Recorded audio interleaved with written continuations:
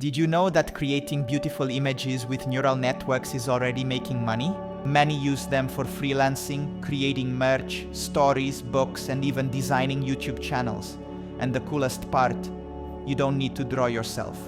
It is enough to be able to compose a description correctly, and the neural network will do everything for you. Today I'll show you how to create magical images in the Studio Ghibli style.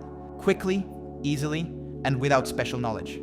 And at the end, a bonus, how to generate images in other popular styles.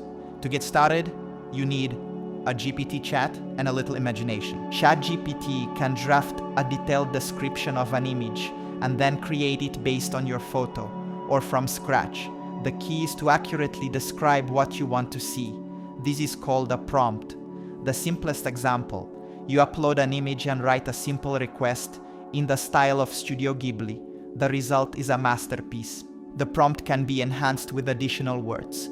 A girl in a red dress stands on a green meadow. Spirits are flying around. Warm light, Studio Ghibli style. Soft colors, fairy tale atmosphere. Here are useful phrases and words for prompts. Example of a full prompt. A quiet mountain village in the style of Studio Ghibli.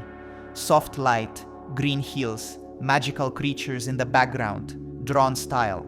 The finished images can be sold as prints, wallpapers, NFTs used in stories, blogs, YouTube covers. Many freelancers are already earning by creating images to order through neural networks. Do you want other styles? You can easily switch to any style. Just replace Ghibli with the desired one. Example of a combined prompt. The future of Tokyo at night in the style of Studio Ghibli with cyberpunk elements, soft lighting, atmospheric neon street. You have just learned to create amazing images using neural networks and now know how to turn these into creativity or income. Like it if it was helpful, and be sure subscribe. More features on AI, graphics, and creativity coming up. In the comments, write in what style you want to try creating your first picture. See you in the next video.